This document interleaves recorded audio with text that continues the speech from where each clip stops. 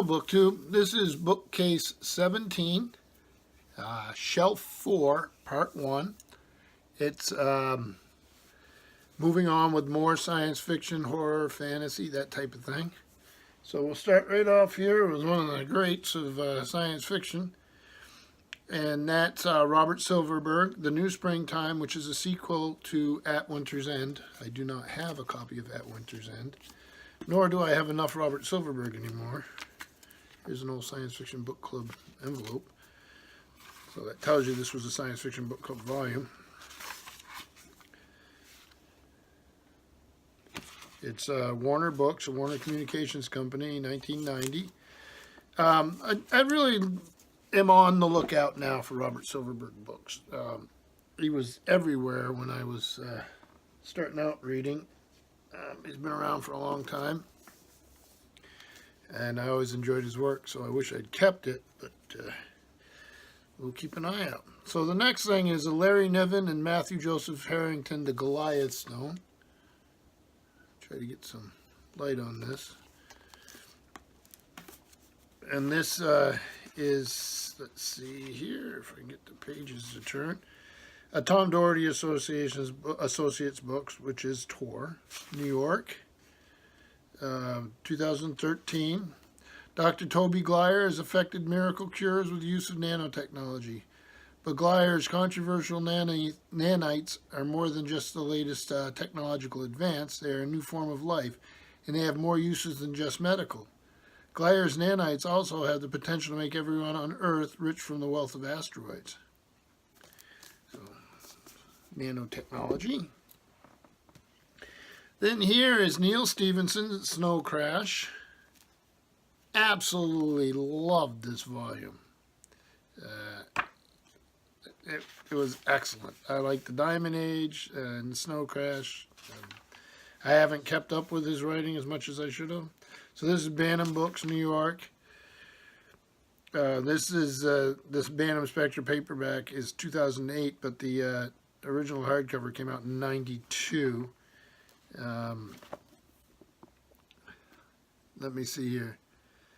Hero protagonist delivers pizzas for Uncle Enzo's Cosa Nostra Pizza Incorporated, but in the metaverse, he's a warrior prince. I just loved it. Then this well-known book here, Neil Gaiman's Coraline, with illustrations by Dave McKean. I don't have to say much about this. It's a beloved BookTube book, or a beloved book on BookTube. HarperCollins Publishers, first edition, 2002.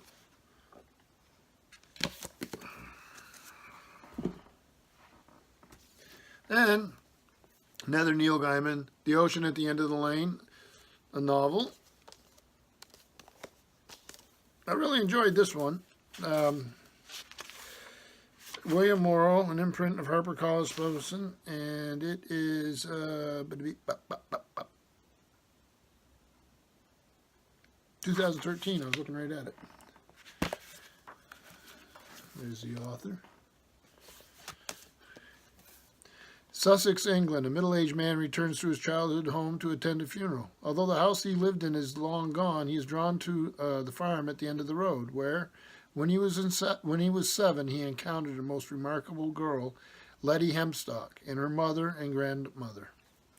So it's a short thing, but I really enjoyed it. Then, Ender's Shadow, Orson Scott Card. I enjoyed it. It's a parallel novel to Ender's Game. I enjoyed Ender's Game, and then Speaker for the Dead was one I really enjoyed. This is a Tom Doherty Associates book, New York, 1999. I don't have of anymore, but his Tales of Alvin Maker, I think, were even, from my perspective, were even better. Some of the best American-style fantasy. Then this short thing is Alistair Reynolds, The Six Directions of Space. Wonderful book. Again, a thin little thing. I think I colored the end papers there. Subterranean Press, 2008. This is the second printing. What if Genghis Khan got his wish and brought the entire planet under control of the Mongols? Where would he have gone next? Great story. Then, Ursula K. Le Guin, The Word for World is Forest. Classic. This is the Tom Doherty Associates book, New York. Copyright 1972. When the inhabitants of a peaceful world are conquered by bloodthirsty humans, their existence is irrevocably... I've done this in like... Is this the word they're going to use? Because they know I have trouble pronouncing it. This is like the second video in a row where I've had problems with that. Altered. Forced into servitude, the Athshians find themselves at the mercy of their brutal masters. So, irrevocably going to have irrevocably show up in every video I do from now on. Then this is a book, a new translation by Elena Bormashenko of Hard to Be a God, Arkady and Boris Strugatsky. I really enjoyed this. Did a buddy read with the same translation with Ernest Lee Eston. Check out his channel. We're going to do another one this year. I'm probably going to have to, I think I'm going to go get the new translation of the next book we do.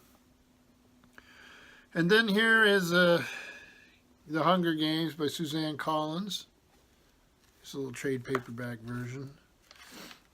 Scholastic, and it was published 2008. This is like the 3,457th printing. Here's a horror story, Tales of Terror by Clive Barker. It's called In the Flesh. Pretty little thing.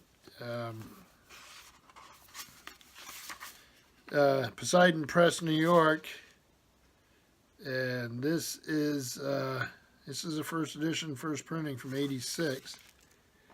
Yeah, scary stuff. This is a scary guy, so yeah, a little much for me, but it is what it is. Then Philip Pullman, these Knopf paperbacks from 2002. They're the Dark Materials book one is The Golden Compass, and they're nice little paperbacks.